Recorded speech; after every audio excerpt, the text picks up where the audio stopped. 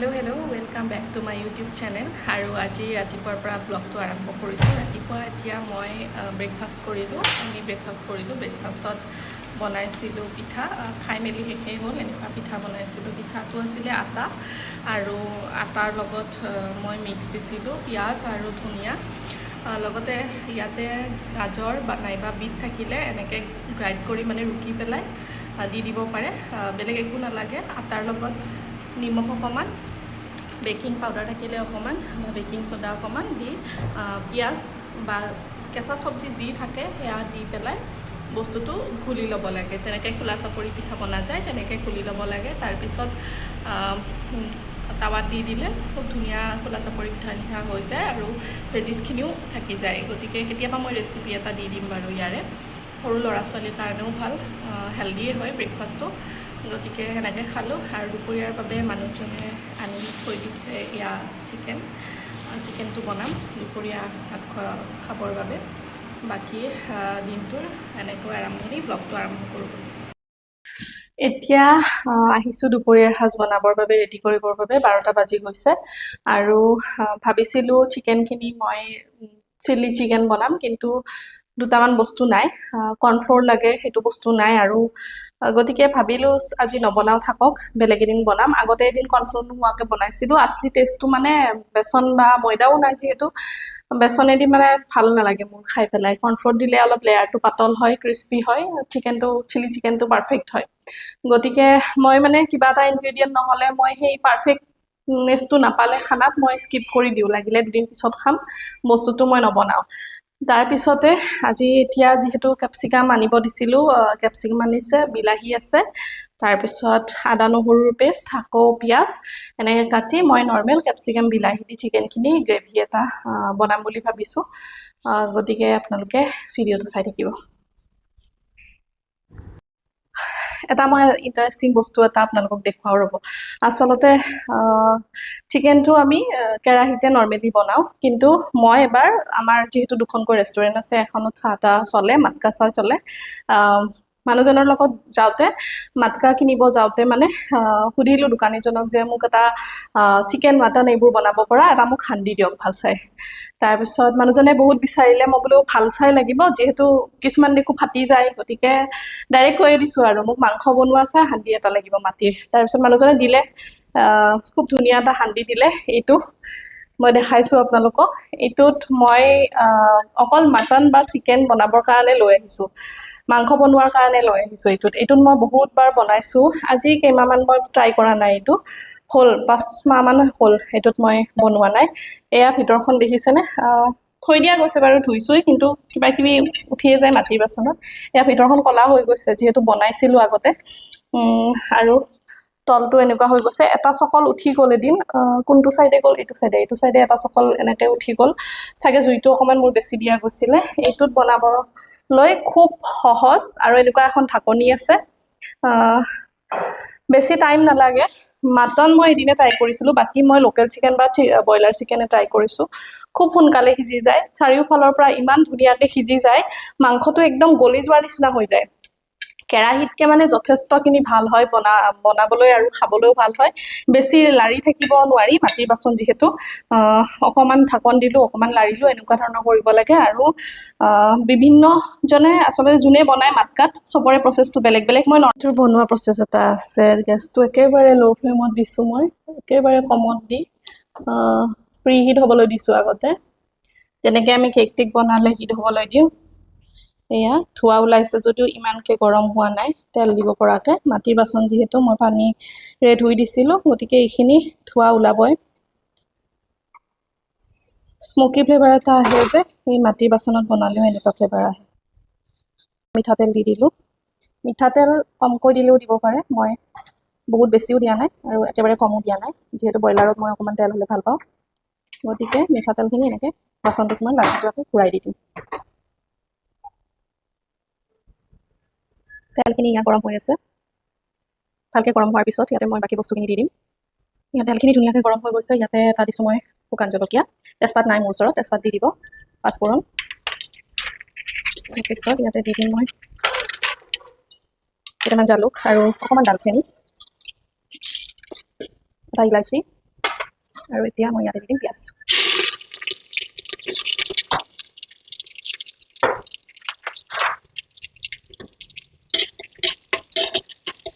লাৰুতে সাৱধান হ'ব লাগিব যে এইটো বাচনটো মাটিৰ হয়, যদিও ষ্ট্ৰং হয়, কি মাটিৰে এইবোৰ বনাই মই নাজানো, টেৰাকোটাই হয়নে এইটো কলকাতাৰ পৰা আনে বুলি কোৱা মাটিটো কলকাতাৰ পৰা আহে এই যোনবোৰ বাচন বনায়, নাজানো আৰু কিমান দূৰ সঁচা, কিন্তু মোক দোকানীজনে সেনেকৈ কৈছিলে এইটো ইয়াৰে মাটি নহয়, হ'বও পাৰে, যিহেতু বহুতবাৰ মই ৰেচিপি ট্ৰাই কৰিছোঁ এইটো, কিন্তু চলি আছে এতিয়ালৈ।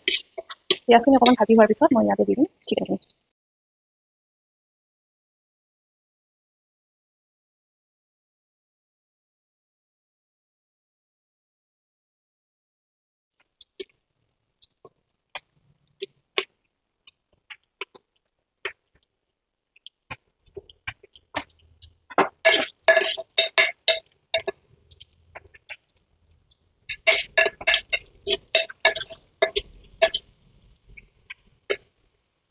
চিকেনখিনি দি দিলোঁ, ইয়াতে মই আদা নহৰু পেষ্টখিনি দি দিম, কেঁচা জলকীয়া এটা, আদা নহৰু আৰু এটা সৰু পিঁয়াজ পেষ্ট বনাই লৈছিলোঁ, সেইখিনি দি দিম। মাংসটো অকণমান পানীটো এৰাৰ পিছত ইয়াতে মই দি দিম নিমখ এবাৰতে দিব পাৰিলে মোক ভাল লাগে, নহ'লে আকৌ দুবাৰ টেষ্ট কৰি দিব নালাগে। ইয়াতে হালধি অকণমান লাগি দিম,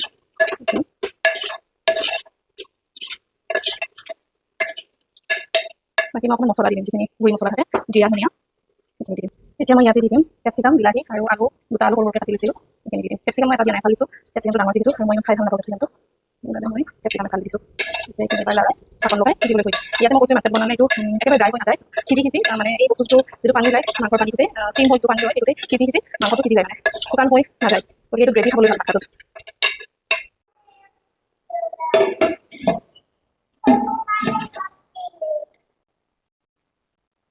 এয়া কেৰাহীটো গৰম হ'বলৈ দিছোঁ, এইটো লোৰ কেৰাহী, লোৰ কেৰাহীটোত এতিয়া মই গৰম হ'বলৈ দি এইখিনি মুগৰ দাইল, এইটো মুগৰ দাইলখিনি দি দিম। এইখিনি দাইল মই ধুই লোৱা নাই, ৰ'ষ্ট হ'বলৈ দি দিম, ভাজি ল'ম।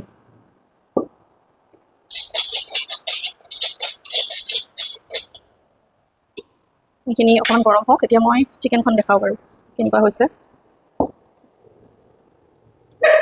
চিকেনটো ইয়াত পানী উঠিয়ে গৈছে, মই অকণমানো পানী দিয়া নাই ইয়াত, কিন্তু চাওক পানী কিমান উঠি গৈছে।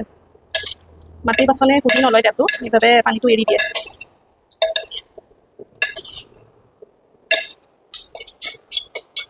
সেইপিনে মই অকণমান সময়তে মাংস লাৰুতে ইয়াত দুই এটা ফলাই হৈ গ'ল বাৰু, এইখিনি হৈ গ'ল।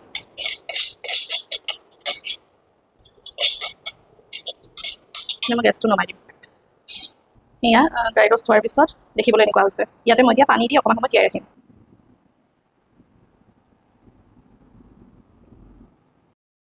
যিখিনি মই ইয়াতে মুগৰ দালি থৈ দিছিলোঁ গৰম কৰি, সেইখিনি এতিয়া মই ধুই দিম। এনেকৈ ধুলে লেতেৰা বহুতখিনি ওলাই যায়। মুগৰ দালিত যি আচলতে পাউডাৰ ব্যৱহাৰ কৰে, কেতিয়াবা হালধীয়াটো আনিলে গোটেই পানীখিনি হালধীয়া হৈ যায়, এইটো মুগৰ দালিটো বেছি হালধীয়া নহয়, সেইবাবে ওলোৱা নাই। তথাপিতো দেখিছে গৰম পানী দিয়াৰ লগে লগে লেতেৰা বহুতখিনি ওলাইছে।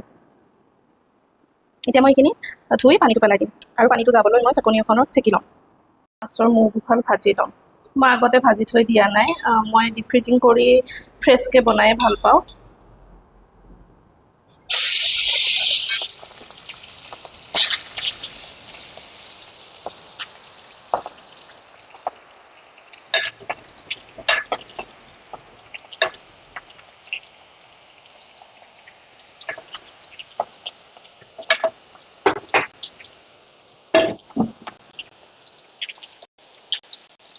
মই ঘৰৰ নেমু, এয়া আম, এইটো আম পকা নাই, এইটো পকিলে। আমৰ দুটা জাত আছে, এটা এদিন দেখাইছিলোঁ ডাঙৰ আছিলে, এইটো সৰু, কিন্তু এইটো বেছি সোৱাদ লগা, বেছি মিঠা। মাছৰ মূৰখিনি ভজা হৈ গ'ল, এতিয়া মই এইখিনি থৈ দিম ফ্ৰাই কৰি। ইয়াতে মই এতিয়া পিঁয়াজ দি দিম। চব যাতে মই পাঁচফোৰণ বা জিৰা দিব ভাল নাপাওঁ, এইটো চিম্পুলকৈ বনাম। ইয়াতে মা মছলা বেছি নিদিওঁ, পিঁয়াজ দি দিম, জলকীয়া দিম আৰু আদা নহৰু অকণমান দি দিম। ইয়াতে মই দুটা নহৰু কুটি দিছোঁ। এয়া জলকীয়া মই এটা দি দিছোঁ, অতিমাত্ৰা জলকীয়া নিদিওঁ, লাগিলে কেঁচা জলকীয়া কামুৰি খাম। এতিয়া পিঁয়াজখিনি ভাজি হৈ গ'ল, ৰঙা হৈ গৈছে, আদা নহৰু পেষ্ট অকণমান দি দিছিলোঁ। এতিয়া মই পানীখিনি যাবলগীয়া এয়া যিখিনি দাইলখিনি দি দিছোঁ। এইখিনি ভাজি ল'ম, আকৌ এবাৰ ভালকৈ ভাজি ল'ম। ইয়াতে এতিয়া নিমখ আৰু হালধি দি দিম।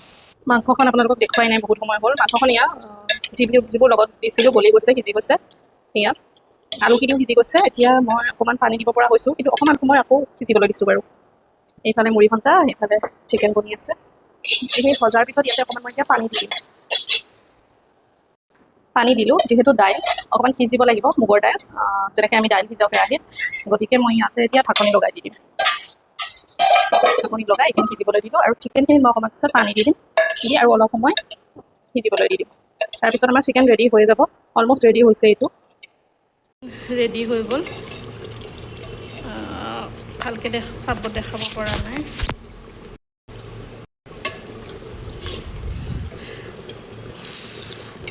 খোৱা উঠি আছে এয়া, এতিয়া মই নমাই পেলাই দেখাই আছোঁ আপোনালোকক। তিয়ঁহ, কুমলীয়া তিয়ঁহ দুটা কাটি দিলোঁ ভাতৰ লগত খাবলৈ। এয়া দেখিছেনে, একদম কুমলীয়া তিয়ঁহ, মিঠা তিয়ঁহ একদম। আচলতে এনেকুৱা গৰমত দুপৰীয়াৰ সময়খিনিত তিয়ঁহটোৱে খুব বেছি কাম দিয়ে, আমাৰ স্কিন বা বডিৰ হাইড্ৰেট কৰি ৰখাত সহায় কৰে। গতিকে তিয়ঁহ, কেঁচা তিয়ঁহ, কুমলীয়া তিয়ঁহ যিমান পাৰে তিয়ঁহটো খাব লাগে। মই বাকী গাজৰ আৰু বিট আছিলে, কিন্তু মই চালাড বনোৱা নাই, মই অকল তিয়ঁহটোৰে এনেকৈ কাটি লৈছোঁ পিচ পিচ কৰি। মাছ মাংস থাকিলে মোৰ চালাড খাই ভাল নালাগে, মানুহজনেও ইমান নাখায়, কিন্তু এনেকৈ তিয়ঁহ কাটি দিলে খাব। গতিকে ছোৱালীও খাই ভাল পায় অকল তিয়ঁহটো, গতিকে মই তিয়ঁহটো কাটি ল'লোঁ। মই এতিয়া এই আমটো খাম, খুব মিঠা দেই আমটো, মই কাটি দেখাই আছোঁ ৰ'ব।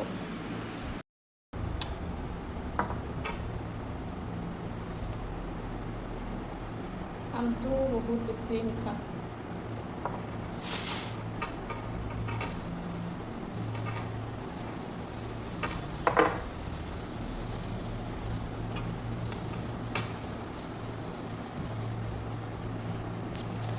ঘণ্টা আমাৰ ৰেডি হৈ গ'ল।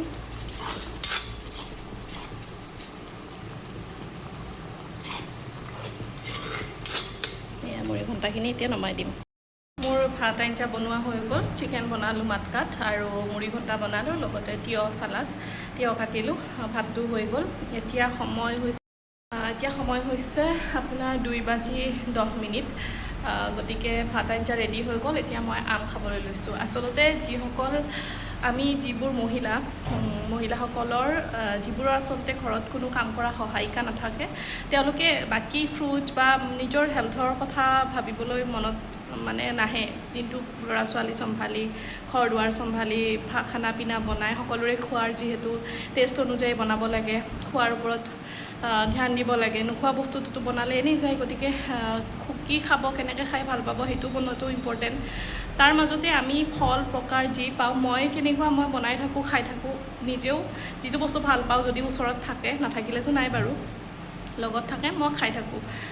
গতিকে সেইখিনি আমি নিজকে মেইনটেইন কৰাটো প্ৰয়োজন। পিছত বেলেগক দুখ দি লাভ নাই যে এওঁৰ কাৰণে খানা বনাওঁতে বা তাই ছোৱালীৰ কাৰণে ভাবোঁতেই মই নিজৰ কাৰণে ভাবিবলৈ নহ'ল। সেইটো মই ভাবোঁ একেবাৰে কি ক'ম আৰু, বেলেগক দুখ দি থকাৰ নিচিনা হয়। গতিকে নিজে সময় উলিয়াই নিজৰ কাৰণে পাৰিলে সেইখিনি সময়ত তাৰ মাজতে আচলতে নিজৰ ধ্যান ল'ব লাগিব। পিছত নিজৰ বেমাৰ হ'লে মই দেখোন একো নিজৰ কাৰণে নকৰিলোৱে, ফ্ৰুইটছ নাখালোঁ, কিবা নাখালোঁ, সেনেকুৱা নহয়। মই খাইছিলোঁ, এতিয়া যদি মোৰ কিবা হৈও যায়, মই খাইছিলোঁ, তাৰ মাজতে সময় উলিয়াই মই সপ্তাহত 7 দিন নোৱাৰিলেও 4 দিন খাইছিলোঁ। কিন্তু কিয় এনেকুৱা হ'ল মই নাজানো, সেইখিনি অন্ততঃ নিজৰ ওপৰতে থাকে। গতিকে মই ভাবোঁ কিছুমান ক্ষেত্ৰত বেলেগক দোষাৰোপ কৰি থকাতকৈ নিজে চেষ্টা কৰিব লাগে সেই কামটো কৰাৰ বাবে। তাৰ মাজতে যদি বেলেগে বাধা দি বেছি মেণ্টেলি, ফিজিকেলি কিছুমান ক্ষেত্ৰত হেৰেছমেণ্ট কৰিব আহে, সেইবোৰ বাৰু চাইড লগা কথা, সেইবোৰ বেলেগ কথা। কিন্তু আমি নিজৰ কেয়াৰটো নিজে ল'ব লাগিব। মোৰ খানা পিনা বনোৱা ৰেডি হৈ গ'ল, এতিয়া মই জাপিম কাপোৰ। মই চবতকৈ টান পাওঁ কাপোৰ ধোৱা আৰু কাপোৰ জাপা কামটো। সেইবাবে মই কিমান দাম হৈ থাকে আপোনালোকে ভিডিঅ'ত প্ৰায় দেখাওঁৱেই, মই কাপোৰ জাপি থাকিলে মই দেখাওঁ। এতিয়া সন্ধিয়াই হ'ল, গতিকে মই কাষতে ওচৰৰ এঘৰৰ বাৰ্থডে পাৰ্টি এটা আছে, ঘৰতে আৰু প্ৰগ্ৰেম এটা আছে, তালৈকে ওলাইছোঁ। এতিয়া ছোৱালী আৰু মই তালৈকে যাম। এতিয়া প্ৰায় 7 বাজি গৈছে, 7:30 বাজি হৈছে, গতিকে তালৈকে যাম। তাৰ পৰা আহি বাকীখিনি মই ভিডিঅ'টো দেখাম বাৰু। একচুৱেলি মই আহি পালোঁ আৰু আহি পাই ভাবিছোঁ ভিডিঅ'টো ইমানতে আজি শেষ কৰোঁ। বহুত দীঘলীয়া এটা ভিডিঅ' হৈ গৈছে, গতিকে আপোনালোকে বৰ নাপাব। ভিডিঅ'টো চাব, ৰেচিপি দুটামান দি দিছোঁ আজি ভিডিঅ'টোত। গতিকে কাইলৈ আকৌ এটা নতুন ব্লগৰ সৈতে আপোনালোকক লগ পাম। আজিৰ ভিডিঅ'টো ইমানতে সামৰোঁ।